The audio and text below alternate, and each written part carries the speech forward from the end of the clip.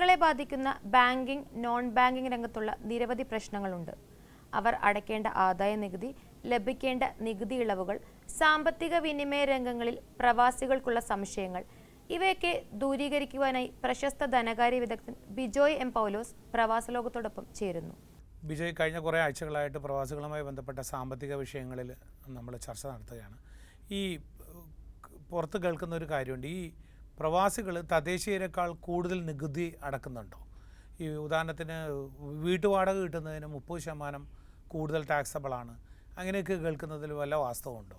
അല്ല, ആക്ച്വലി ഇതിൽ നിന്ന് മനസ്സിലാക്കണത്, അതായത് ഇല്ല, പ്രവാസികൾക്ക് സാധാരണ റെസിഡൻ്റ് ആയിട്ടുള്ള ഇന്ത്യക്കാരെക്കാളും കൂടുതൽ ടാക്സ് വരുന്നൊരു സാഹചര്യമൊന്നുമില്ല.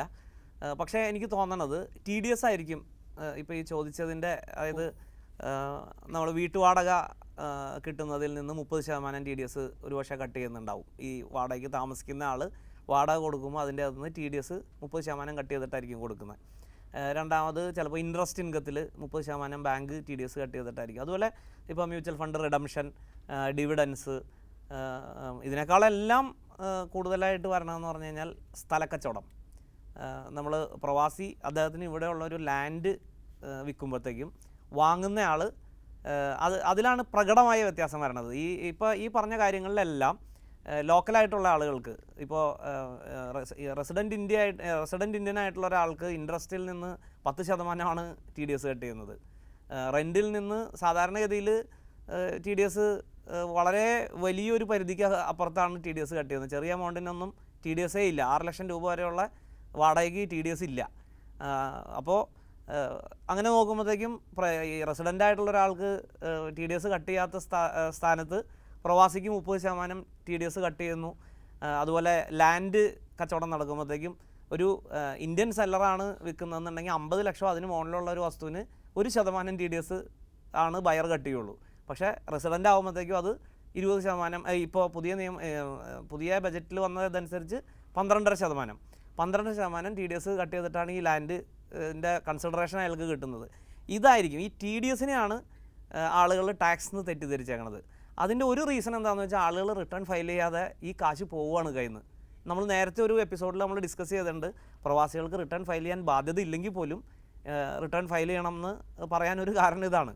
ഈ എമൗണ്ടൊക്കെ അവർക്ക്, അതായത് മുഴുവൻ എമൗണ്ടും കിട്ടിയില്ലെങ്കിലും അവരുടെ ആപ്ലിക്കബിൾ ഇൻകത്തിൻ്റെ ടാക്സ്, അല്ലെങ്കിൽ അവരുടെ ഇൻകത്തിൻ്റെ ആപ്ലിക്കബിൾ ടാക്സ് കഴിച്ചിട്ടുള്ള എമൗണ്ട് അവർക്ക് റീഫണ്ട് കിട്ടുന്ന ഒരു കേസാണ്. ഈ ടാക്സ് റേറ്റ് രണ്ട് കൂട്ടർക്കും ഒരുപോലെയാണ്. റെസിഡൻ്റ് ആയിട്ടുള്ള ഒരാൾക്കും നോൺ റെസിഡൻ്റ് ആയിട്ടുള്ള ഒരാൾക്കും കിട്ടുന്ന ഇൻകത്തിന് വരുന്ന ടാക്സിൻ്റെ റേറ്റ് ഒരുപോലെയാണ്. പിന്നെ അവിടെ വരുന്ന ഒരു ചെറിയ മാറ്റം എന്ന് പറയുന്നത്, നമ്മൾ ഇതിനു മുമ്പ് ഒരു എപ്പിസോഡിൽ ഡിസ്കസ് ചെയ്ത ആ ഒരു 12 ലക്ഷം വരെയുള്ള ഇൻകത്തിൻ്റെ റിബേറ്റ് NRIസിന് കിട്ടില്ല എന്ന് പറയുന്ന ആ ഒരു ആംഗിളിൽ നമുക്ക് വേണമെങ്കിൽ പ്രവാസി റെസിഡൻറ്റിനെ അപേക്ഷിച്ച് കൂടുതൽ ടാക്സ് കൊടുക്കുന്നുണ്ടെന്ന് പറയാം.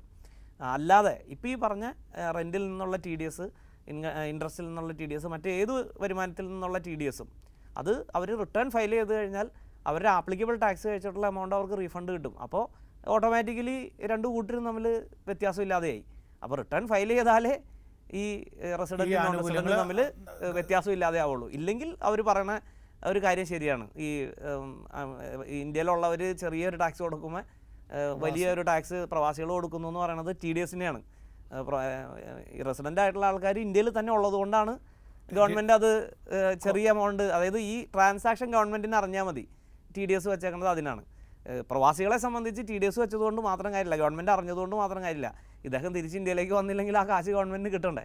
അതുകൊണ്ട് അതിൻ്റെ അകത്ത് പരമാവധി വരാവുന്ന എമൗണ്ട് TDS ആയിട്ട് വെച്ചേക്കണതാണ്. അവരൊന്ന് റിട്ടേൺ ഫയൽ ചെയ്ത് കഴിഞ്ഞാൽ അവർ ന്യായമായിട്ടും അവർക്ക് കിട്ടേണ്ട ആനുകൂല്യം കിട്ടും. അപ്പോൾ ഇത് ബിജോയ്ക്ക് പ്രവാസികളോട് കൊടുക്കാനുള്ള ഒരു ഉപദേശം ഇതാണ്, നിങ്ങൾ ഇത്തരം അവസ്ഥകളിൽ അപ്പോൾ വീണ്ടും ആവർത്തിക്കുകയാണ്, റിട്ടേൺ കൊടുക്കാൻ ശ്രദ്ധിക്കുക. അതെ, അത് ഈ ഞാൻ പറഞ്ഞ റീഫണ്ട് കിട്ടുക അല്ലെങ്കിൽ നിയമപരമായ ഒരു ബാധ്യതയേക്കാൾ കൂടുതൽ നമ്മൾ താമസിക്കുന്ന നമ്മൾ ജനിച്ച രാജ്യത്തോടുള്ളൊരു കൂറ്, നമ്മൾ ഇവിടുത്തെ ഒരു നിയമം, നമ്മളത് പാലിക്കുക എന്നുള്ളൊരു മിനിമം പരിപാടി ഉണ്ടല്ലോ. അപ്പോൾ അത് മനസ്സിൽ വിചാരിച്ചിട്ട് ചെയ്താൽ മതി എന്നുള്ളതാണ്.